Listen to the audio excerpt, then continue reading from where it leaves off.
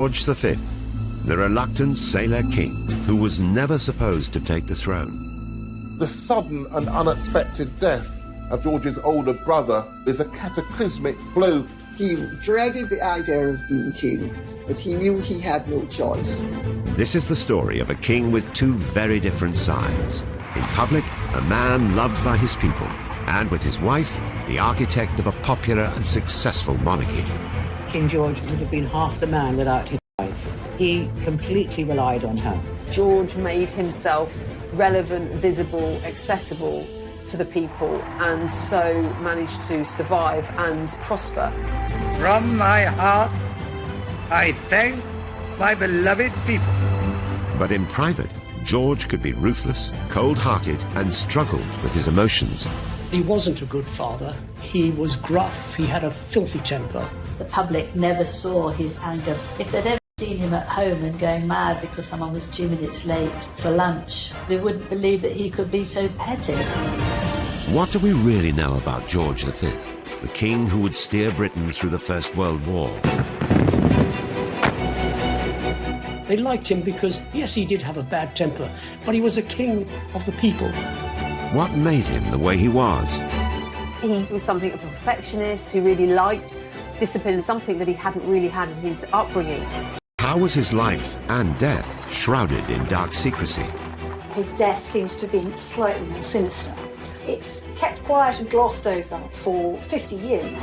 This is the story of King George V. Tempers, tragedy, and triumph.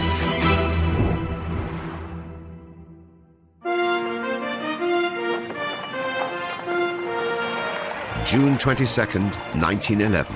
Britain has a new monarch for the second time in a decade. George V takes the crown when his father, King Edward VII, dies suddenly of a heart attack.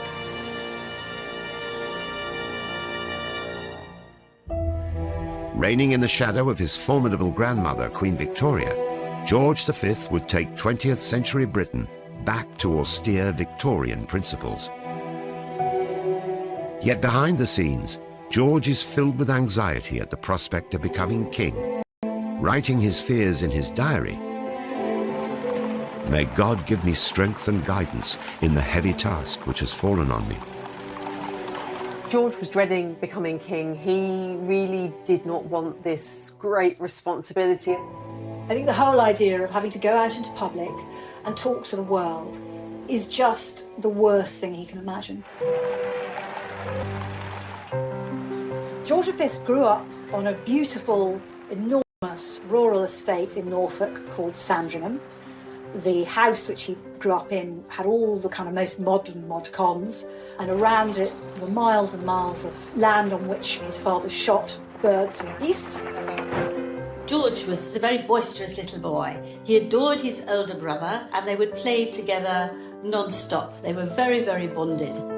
George was the spare to his brother who was the heir, and so he wasn't brought up with any expectation that he would one day become king himself. Family life was unconventional. The playboy lifestyle of George's father was a constant strain on his mother, Alexandra. Edward had started to have affairs once Alexandra started to have children, and she couldn't really keep up with his very active social life. They did not have such a close, intimate relationship that she could actually rely upon him, because he was too busy off and about every day with his various girlfriends. His father's antics would play a huge role in shaping George's values and personality. Queen Victoria was not amused by Edward's behavior or the way her grandchildren were being brought up. They just had this sort of band of children, and they just did what they liked. Queen Victoria was very much a hands-on mother, wife, and grandmother. She would tell them off for their very bad behaviour, and she didn't like to see them very much because she couldn't stand the noise. Queen Victoria took charge when it came to the children's education. She appointed clergyman and strict disciplinarian John Dalton as their tutor. Queen Victoria was determined that the heir and the spare to the throne would not turn out the way her son, their father, had turned out. There was a reason why Albert and George were schooled together, which is that Albert was not very bright, so he is going to need the support of his younger brother George. But both George and his brother struggled with their studies. His frustrations would often lead to explosive outbursts, a side of George that would come to define his behaviour in years to come. Because his brother was so much worse than him, George looked the brighter of the two, but he also had a really bad temper. And this, if there's something he didn't understand or couldn't do, he could really scream and shout. After 6 years of homeschooling, the brothers showed little progress. When George was 12, he and Albert were sent away to become naval cadets. It was the first time they'd been thrust into the company of other boys, and George found it very, very difficult. He'd been bullied because he was the smallest. He was sort of regarded as different because, of course, he was a prince. They had to really learn to stand up for themselves. So I suppose it was psychologically a good training for the rest of their lives. In 1879, as part of their training, the young princes set sail aboard HMS Bacant on a tour of the Empire. They were thrown together with ordinary seamen. They were midshipmen, and they did what midshipmen do, and that's really all the dirty stuff. Soon after the tour ended, the brothers were split up. Albert was sent to Cambridge in preparation for his life as king. George was without his brother and best friend for the first time. This was one of the sort of key moments in George's life, and so this separation hit him hard.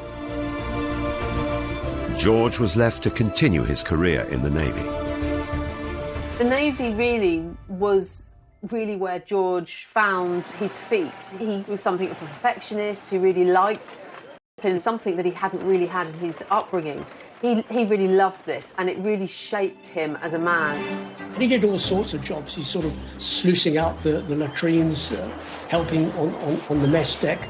He was expected to do everything. There was no quarter just because he happened to be the son of the Prince of Wales and the grandson of Queen Victoria. So George learnt the hard way, and it probably stood him in good stead. He was very proud of being a naval man. Where it was invaluable was that it gave him the common touch in a way that no other royal prince of Britain had ever had before. But in 1892, tragedy struck. George's brother Albert died of influenza. A grieving George was utterly devastated. The sudden and unexpected death of George's older brother was a cataclysmic blow for George. They sort of helped each other, what each one made up for the other's weaknesses. George, quite dramatically, very much out of the blue, had to withdraw from the Navy. His whole future, his whole life had been thrown up in the air. George's sadness at his brother's death was compounded by the fear of one day becoming king. It was devastating because he'd always regarded him as the person who sheltered him from the need to do any of the things that a king did. George was given a title by Queen Victoria, Duke of York. It was a recognition that his position had changed dramatically from that of number 3 in line, a prince, to that of number 2 in line. This wasn't the life that the shy prince needed a wife. The bride would be a surprising choice. I think the whole idea actually repulsed him, but Queen Victoria keeps pushing it and keeps pushing it and keeps pushing it, and eventually George gives way.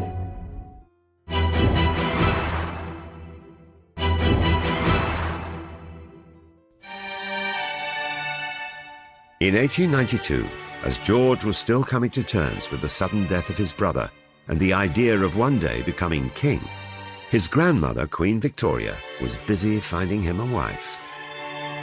The next thing that happens is that Queen Victoria says, we have to get George married, and I have this perfect candidate. Queen Victoria had chosen Princess Mary of Teck to be Albert's bride and Britain's future queen. She had a fine sense of duty, and she had great reverence for the crown. In Queen Victoria's eyes, manna from heaven. Perhaps unsurprisingly, George wasn't sold on the idea of marrying his dead brother's fiancée. But Queen Victoria had made her decision and was not one to be disobeyed. I think the whole idea actually repulsed him, but Queen Victoria keeps pushing it and keeps pushing it and keeps pushing it, and eventually George gives way. He didn't really feel very strongly for her, but he did what his grandmother told him to do. George constantly struggled with his emotions, and although he and Mary did eventually fall in love, they found it hard to express their feelings. There are numerous letters where they articulate how fond they are of each other, but that they couldn't actually say it in person. George found it very difficult to express his adoration in words, vocally, and therefore he wrote a lot of notes. In fact, they wrote a lot of notes to each other, almost love letters. The couple were married at St. James's Palace in the summer of 1893 and began a modest life together on the Sandringham estate. It was remarkably sort of austere, but it was exactly where they felt most comfortable and where they could live their life really as a sort of county gentry family rather than as heirs to the throne. George didn't like grandeur. He didn't like fuss. He wanted a simple life. There's some wonderful things that he didn't like he didn't like women that wore nail varnish, and he didn't like modern music, and he didn't like opera or ballet, and he didn't like certain books. So he was a bit of a Philistine, really. He's known for two hobbies, most of all. One is stamps, and the other is shooting. He loved shooting, and it was felt that by killing these birds, he got rid of a lot of tension inside him. He did have one of the world's greatest stamp collections. It had been started by his uncle Affy, and every afternoon he would collect more stamps, get them sent from all over the empire and stick them into his albums. There's a funny story about his private secretary coming up to him one day and said, "Oh, sir, I have just read in today's Times that some damn fool went to a private auction and paid £1,400 for just one stamp." And he looked at him thinking, this is a very interesting conversation. The king would be lovely to talk that. He said, "I am that damn fool." George also applied his traditional austere values to marriage with Mary. He was nothing like his playboy father. Although George never spoke disapprovingly of his father's many affairs and reputation as a philanderer, I think he set himself to be very, very different from his father and to be devoted and completely faithful. He was a committed Christian, read his Bible every day. But there were two sides to George. One was never shown in public. His temper often got the better of him, particularly with his 6 children. But he wasn't a good father. He was gruff. He had a filthy temper. George V treated family like he's the captain and everyone in the family is a rating on the boat. He expected absolute obedience from his children. He set out to terrorize them, and to a large extent did. George demanded similar levels of compliance from Mary. George was completely controlling. He dictated what clothes his wife would wear, how she would wear her hair. He didn't like the idea that her ankles should show, so she always wore very long dresses. He wanted her to be like a slave, to do absolutely everything he told her to do. Queen Victoria's death in January 1901 moved George one step closer to the throne. His father, the new King Edward VII, sent George and Mary on an overseas tour.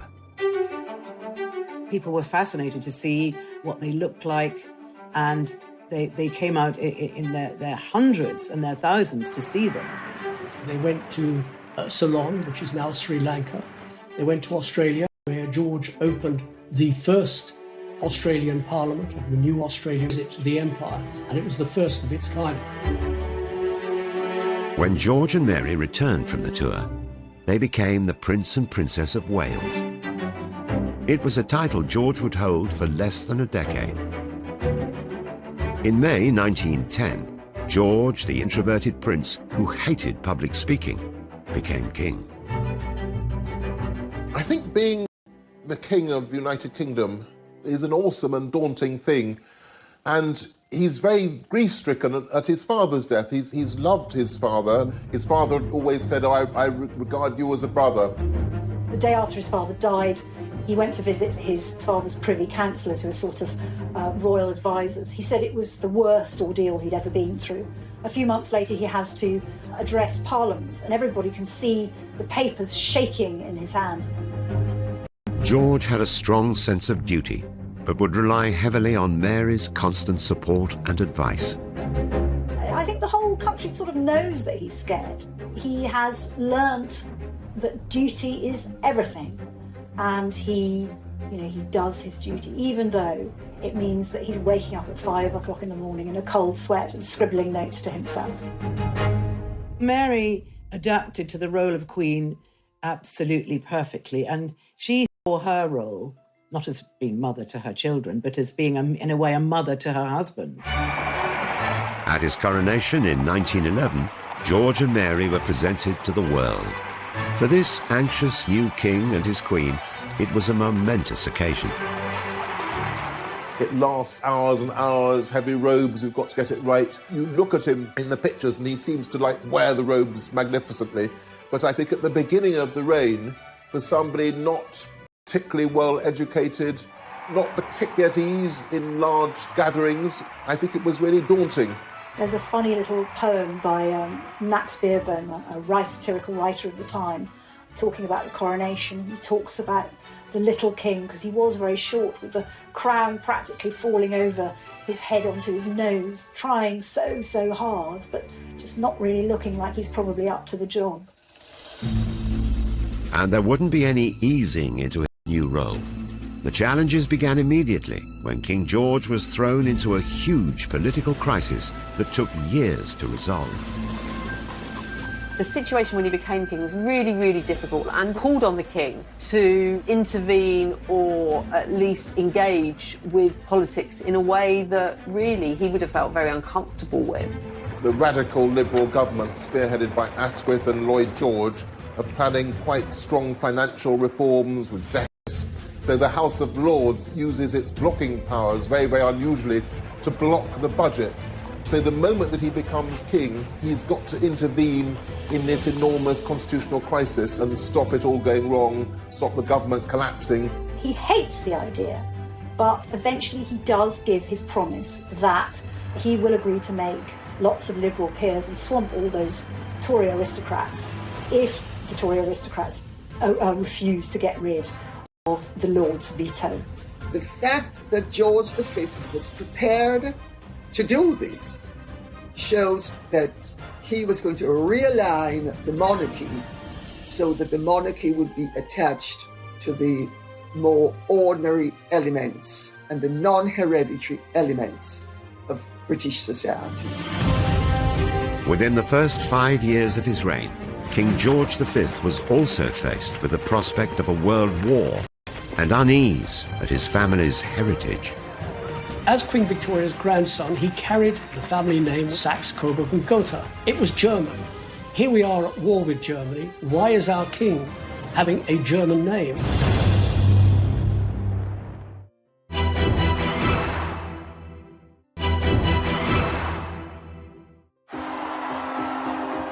In 1914, King George faced the biggest challenge of his reign. On the 4th of August, Britain declared war with Germany. Could a shy, short-tempered, simple man really inspire and lead a nation through the horrors of the Great War? The First World War was a war that devastated Britain in the loss of thousands and thousands of lives. This was a crisis like no other. The human cost, the economic cost, the devastation. The war gave George a real sense of purpose. He made more than 450 visits to his troops scattered, across Europe. That gave him a direction. He wasn't just standing there making a boring speech, and he was actually there to help people. And I think that gave him the courage to do all the things that he wouldn't normally have liked doing. And it was really the making of him. But behind the scenes, He endured a constant battle with his own emotions and personality. So if the king was cantankerous before the war, I think the war and the enormous strain must have frayed his temper and made it harder to relate to the children. I think it's fair to say that he was a lot more petulant. Also, he decided to give up all sorts of things for the war effort. He agreed with Lloyd George to give up drinking, and it just made him very, very bad-tempered. And there were hugely serious issues which emerged on the home front for the king and his family. Those that were left at home being shot to pieces, while there are people with German names living the life of Riley, and they wouldn't stand for it. And so people with German names, with German connection, were attacked, and were attacked mercilessly. With a German heritage dating back to 1714 and relatives dotted all over Europe, the king's allegiance to Britain was soon brought into question. A lot of rumours started to go around that they were really pro-German and they were secretly passing information to them. This is completely untrue. George was told he had to withdraw all the titles his family and he himself had given to his German relatives. So that was all very awkward. Across Europe, relatives of King George V were thrown off their thrones, and the future of the British crown was headed towards crisis. The story is that he was at a dinner party at the palace one night, and a woman happened to let slip that in some quarters it was thought that the royal family wasn't quite as loyal to the British. George went absolutely white. He started to think, to ask himself what they could do to fix this. As Queen Victoria's grandson, he carried the family name, Saxe, Coburg and Gotha. It was German. Here we are at war with Germany. Why is our king having a German name? Lord Stamfordham, his private secretary, said, "Sir, you've really got to change the name." The king took drastic and decisive action. He changed the family surname from Saxe-Coburg-Gotha, and a new dynasty was officially born.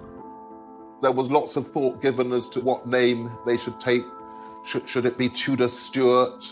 And they came up with the brilliant idea of the House of Windsor. This, of course, had been, as it were, the home of the British monarchs since William the Conqueror. So it was a brilliant piece of image-making and rebranding of the monarchy.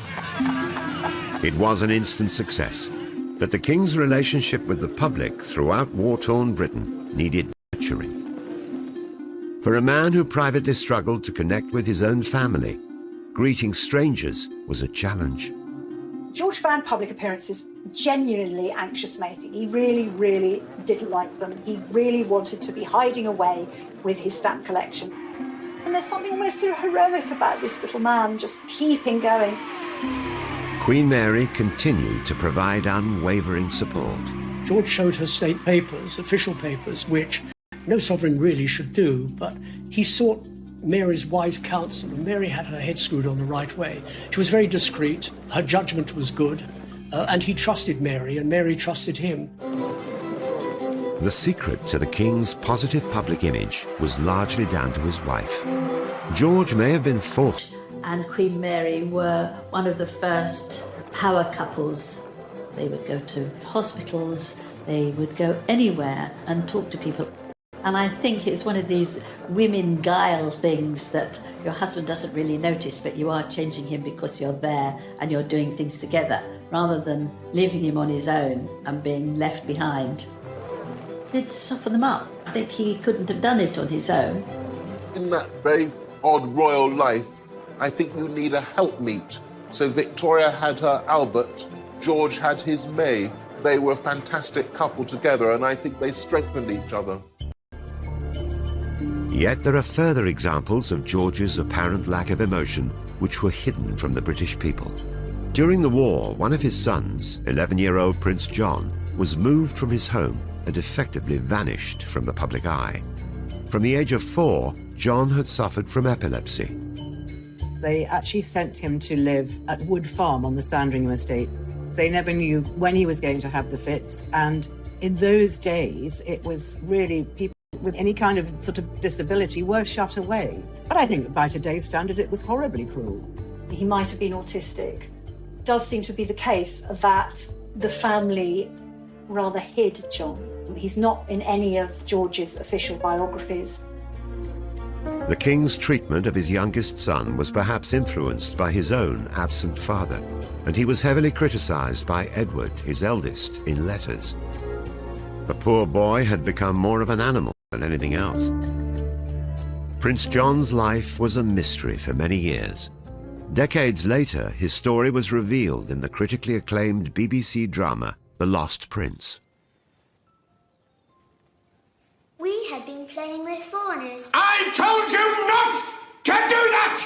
Never! Prince John later died of an epileptic seizure. I think Mary was very upset when he died. Both parents had a deep feeling for him. They just didn't know what to do with him. And they were both kind of very bad at showing emotion. By 1917, the popularity of the crown was soaring, but King George's heritage came back to haunt him in the form of his cousin, Tsar Nicholas II of Russia. George would have said that one of his closest friends was his first cousin, Tsar Nicholas II of Russia. And as kids, they had met on family holidays in Denmark. They were very similar. They were very shy. Neither of them really wanted to be monarchs. In the Russian February Revolution of 1917, Tsar Nicholas was forced off his palace walls. This invitation sparked a worry. For some extraordinary reason, George decided it would be a really, really bad idea if they were given asylum. And he felt that their presence in this country would provoke a possible revolution. The government didn't think that. They were quite happy to send a warship and collect them. The offer of asylum was withdrawn, and King George seemed to be at the heart of the controversial decision. George agreed that Nicholas and Alexandra could not come to the United Kingdom, and it was up to Stamfordham to tell the government that the king was not happy for it to happen. The king's decision may have been a reaction from his difficult childhood. An absent father, a harsh grandmother, and the death of his brother hugely impacted the king throughout his life. I think children who are brought up in an unhappy environment have to harden their heart in order to cope for the future. And I think that perhaps he hardened his heart too much, and he could be very ruthless. He wouldn't let emotion rule a logical, political decision. It must have been something that he'd inherited, this feeling that, it was his duty to protect the monarchy and to protect his country, which I suppose you can't knock that, but it was a very harsh thing to do. In July 1918, the Tsar and his family were executed by the Bolsheviks, as graphically depicted in the BBC drama The Lost Prince. Somewhere in the farmhouse, they were grouped together, and they were all shot. Решением Совета народных комиссаров мы приговорили...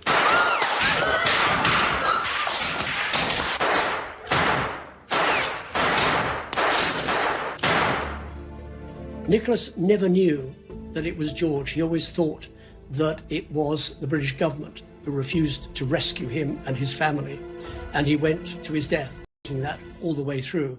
But history has shown that it was not the government, but it was George. It was another cold-hearted decision, exposing a dark side of the king's complex personality. I think it is very ruthless. It's the act of a weak man who's frightened. And it is, in many respects, a rather awful thing to do to the person who you've said is one of your greatest and closest friends. In retrospect, it looks ruthless, but it really is not clear-cut. It would have been very, very hard in practice to get them out of Russia and save them. And I think that when the king turned his back on them, he didn't necessarily know they were going to be horribly... War finally came to an end. Despite the tragedies, the crown and country had triumphed.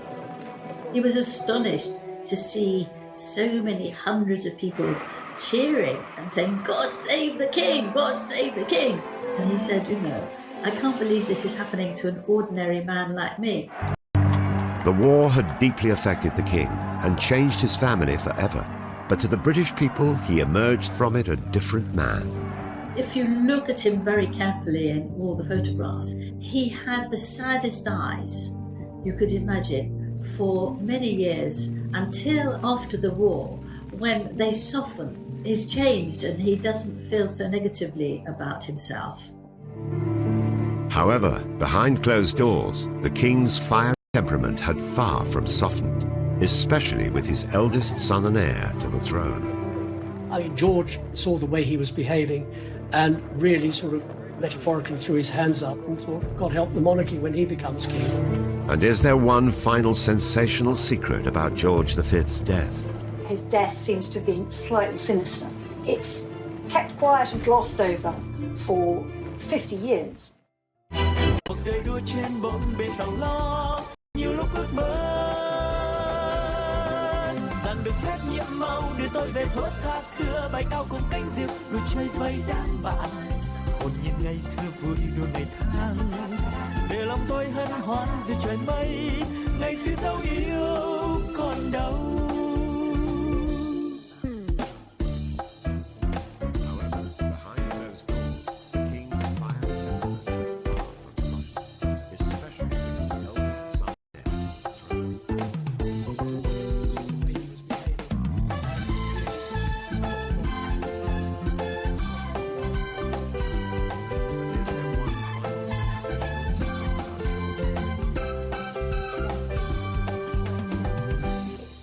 Chuyện ngày xưa tôi thả những cành diều dây lướt trên bầu trời phiêu du cùng anh.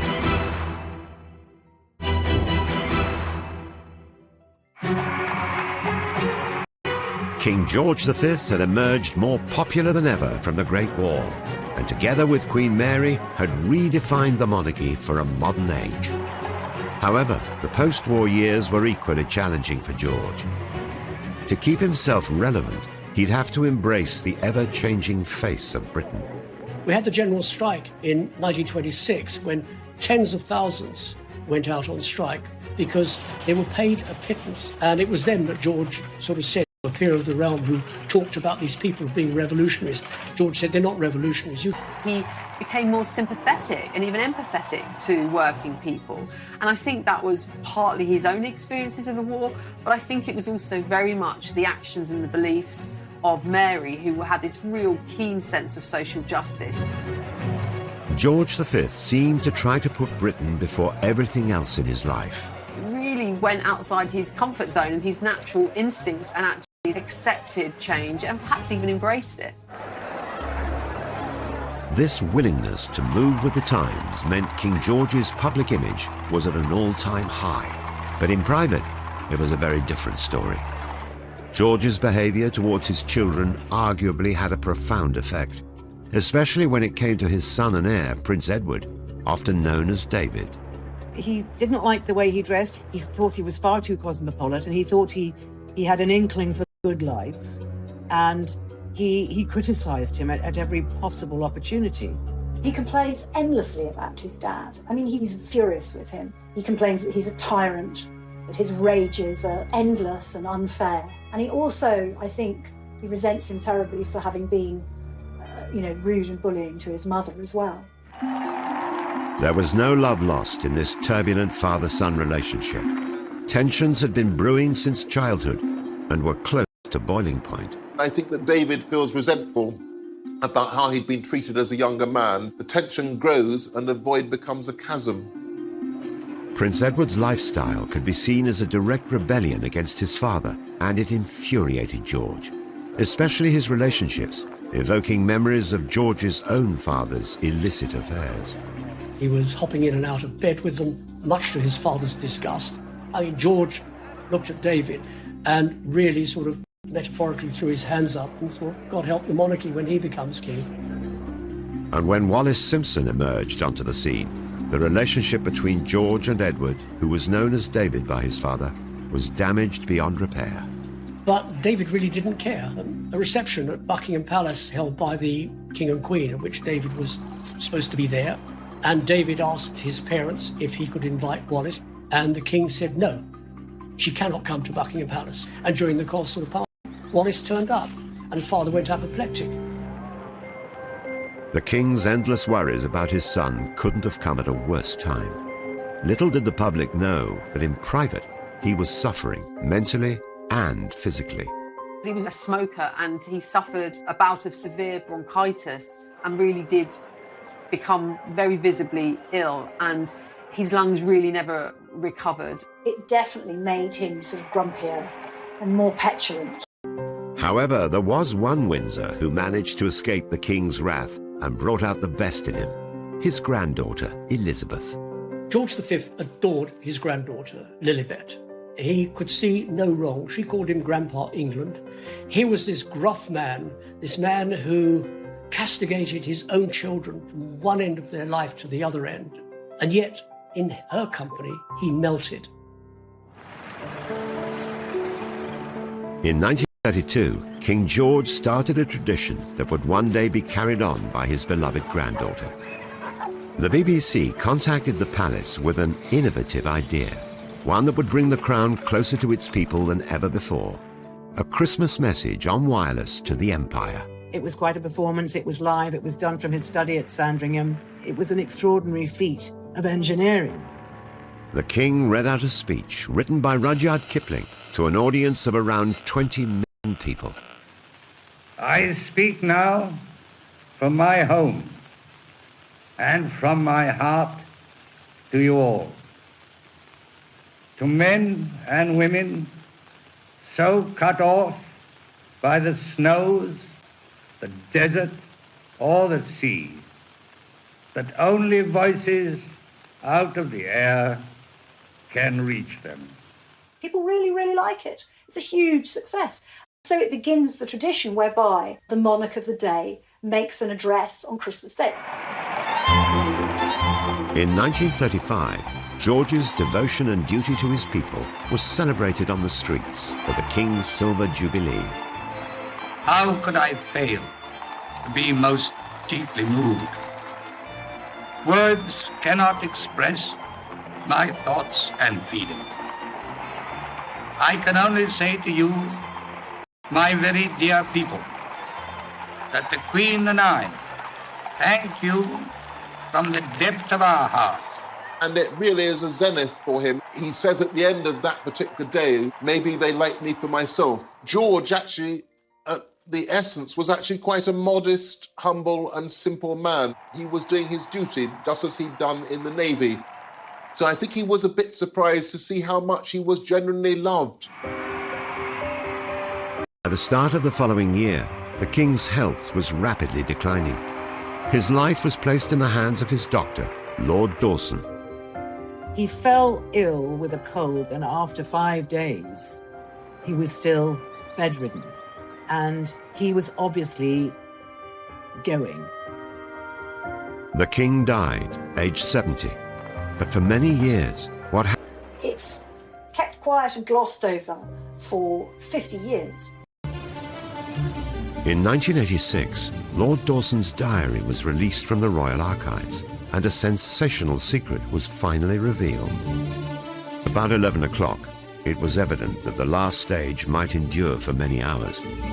Dawson later writes, "I therefore decided to determine the end and injected 3/4 of a grain of morphine and shortly afterwards 1 grain of cocaine into the distended jugular vein."